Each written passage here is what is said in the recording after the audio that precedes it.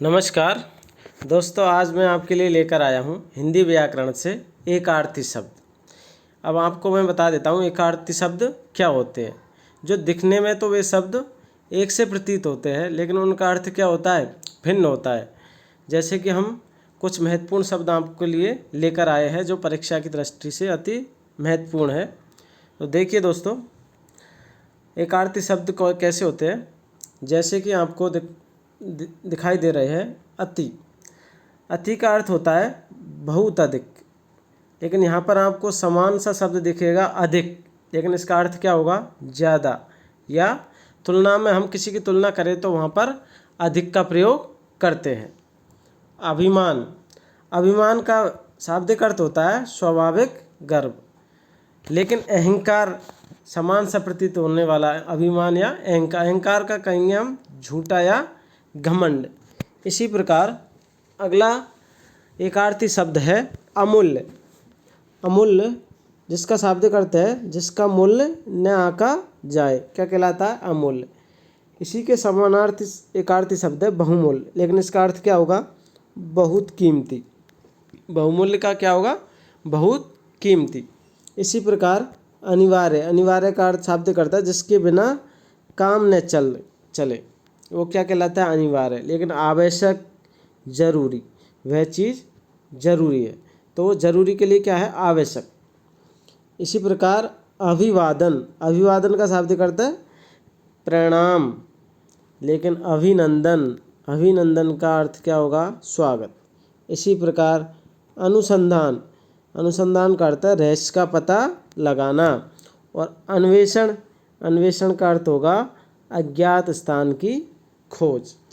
यहाँ पर मैं आपको बता रहा हूँ एकार्थी शब्द जो दिखने में एक से प्रतीत होते हैं, लेकिन वास्तव में उनका अर्थ क्या होता है, भिन्न होता है। ऐसे शब्दों को क्या कहते हैं, एकार्थी शब्द कहते हैं। जैसे कि आगे आपको दिखाई दे रहा है अर्चना। अर्चना का अर्थ होता है बाह्य सत्कार या नैवेद्य। और पूजा, पूजा का अर्थ क्या होता है, मानसिक एवं बाह्य दोनों तरीके से। अवस्था, अवस्था का अर्थ होता है जीवन का एक भाग, लेकिन आयु, आयु का अर्थ होता है संपूर्ण जीवन। अनुरोध, अनुरोध का अर्थ होता है शाब्दिक अर्थ विनय पूर्वक हठ, विनय के साथ, विनम्रता के साथ। लेकिन आग्रह, आग्रह क्या क्या है, हठ। अशुद्धि, अशुद्धि का अर्थ है लिखने व बोलने में गलती, लेकिन भूल, भूल का अर्थ होता है सब प्रकार की गलतियाँ। त्रुटि, त्रुटि का अर्थ होता है भूल की अपेक्षा गहरा भाव है इसमें, त्रुटि में। भूल तो अलग चीज़ है, लेकिन उसकी अपेक्षा क्या है, ज़्यादा गहरा है। त्रुटि यानी भूल की अपेक्षा गहरा भाव।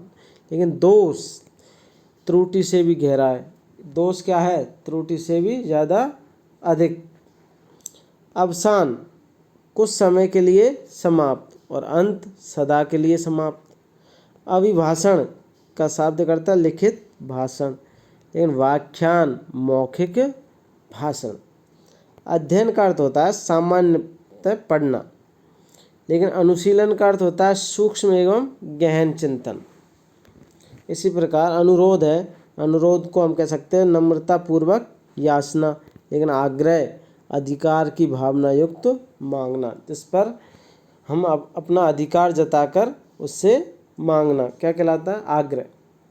इसी प्रकार अनुभव, अनुभव का क्या होता है, कर्मेंद्रियों से प्राप्त बाह्य ज्ञान, क्या कहलाता है, अनुभव। और अनुभूति ज्ञानेंद्रियों से प्राप्त आंतरिक ज्ञान, वो क्या कहलाता है, अनुभूति। इसी प्रकार अगला है अपवाद, बिना प्रमाण के दोषारोपण। और निंदा तथ्यों पर दोषारोपण यानी सबूत के साथ।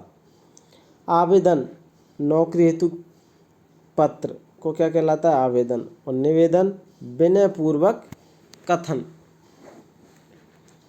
आकार यानी बनावट या डील डोल आकार। और रूप आकृति या शक्ल। आचार का अर्थ होता है वैयक्तिक आचरण, और व्यवहार का होता है सामाजिक आचरण। उदाहरण का अर्थ होता है नमूना या प्रस्तुत करना, नमूना प्रस्तुत करना, और दृष्टांत का अर्थ होता है प्रमाण देना।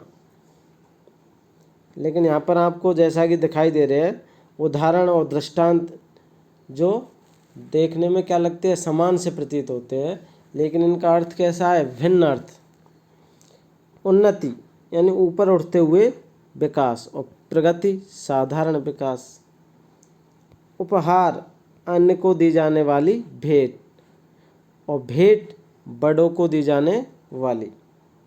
इसी प्रकार कर्तव्य नैतिक बंधन युक्त कार्य, और कार्य सामान्य कार्य। इसी प्रकार काल यानी समय की सत्ता, योग यानी समय की सीमा। कारण का अर्थ होता है कार्य संपन्न करने का साधन, और हेतु यानी उद्देश्य। ग्लानि का अर्थ होता है स्वयं के प्रति अरुचि, और घृणा का दूसरों के प्रति अरुचि। चमत्कार का होता है आश्चर्यजनक वस्तु, और आश्चर्य का अप्रत्याशित घटना या दृश्य पर उत्पन्न भाव क्या कहलाता है, आश्चर्य। इसी प्रकार आगे एक अर्थी शब्द है चिन्ह। चिन्ह का एक अर्थ है निशान, और लक्षण के विशेषताएं। टीका का अर्थ है मूल पुस्तक का सामान्य अर्थ प्रकट करना, और भाष्य ग्रंथ की विवेचनात्मक व्याख्या क्या कहलाता है, भाष्य। तंद्रा ऊँघना या झपकी लेना, जब नींद आती है तो ऊँघते हैं या झपकी लेते हैं, उसको क्या कहलाता है, तंद्रा। लेकिन निंद्रा गहरी। जैसा कि दोस्तों हम देख रहे हैं एकार्थी शब्द। एकार्थी शब्द मैंने आपको बताया जो दिखने में उनका अर्थ कैसा होता है, एक सा प्रतीत होता है, लेकिन वास्तव में उनका अर्थ अलग होता है, यानी भिन्न अर्थ देने वाले शब्द होते हैं। जैसे कि हमने आगे है धारणा। धारणा का अर्थ होता है विश्वास, लेकिन उसी प्रकार विचार का अर्थ होता है मंतव्य। निर्णय, निर्णय अर्थात फैसला। न्याय, सत्य असत्य प्रकट करना। निरीक्षक, किसी व्यवस्था की देखरेख करने वाला, और परीक्षक, किसी की योग्यता की जांच करने वाला। परामर्श, सामान्य सलाह या विचार विनिमय। मंत्रणा, मंत्रणा का अर्थ होता है गुप्त रूप से विचार विनिमय। पारितोषिक, प्रतियोगिता में विजय होने पर दिया जाता है, और पुरस्कार अच्छे कार्य व सेवा पर दी जाने वाली भेंट होती है। प्रयत्न,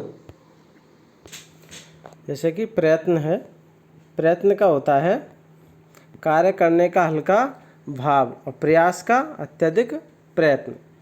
प्रेम का अर्थ होता है सामान्य अनुराग, और स्नेह का होता है छोटों के प्रति लगाव का भाव। योग्यता अर्थात गुणयुक्त विशेषता, और क्षमता शारीरिक शक्ति। लालसा अर्थात अप्राप्य के प्राप्ति की इच्छा, और लोभ आवश्यकता से अधिक पाने की इच्छा। वीरता का शाब्दिक अर्थ होता है प्राकृतिक शक्ति, और साहस का भय रहित शक्ति। वात्सल्य का अर्थ होता है माता पिता का संतान के प्रति प्रेम, और स्नेह का छोटों के प्रति प्रेम या प्यार। इसी प्रकार आगे है एक अर्थी शब्द सभ्यता। सभ्यता अर्थात भौतिक उन्नति, और संस्कृति अर्थात आध्यात्मिक उन्नति। संदेश, व्यक्तिगत सूचना, और सूचना विशेष घटना का समाचार। संपत्ति अर्थात धन, और वैभव अर्थात ऐश्वर्य। स्त्री, सामान्य नारी, और पत्नी, एक व्यक्ति के साथ विवाह करने पर वह उसकी पत्नी कहलाएगी। महिला कुलीन परिवार की स्त्री होती है। इसी प्रकार स्तुति, यश का बखान करना, और प्रशंसा बढ़ाई। हत्या, प्राण लेना, और बलिदान, देश व धर्म के लिए प्राण देना। इस प्रकार दोस्तों आज मैंने आपको बहुत ही महत्वपूर्ण एकार्थी शब्दों के बारे में बताया, जिनका अर्थ हमें एक सा प्रतीत होता है, या जो शब्द हमें एक से दिखाई देते हैं, लेकिन वास्तव में उनका अर्थ बाकी के अनुसार अलग अलग होता है, समय और परिस्थिति के अनुसार अलग अलग होता है।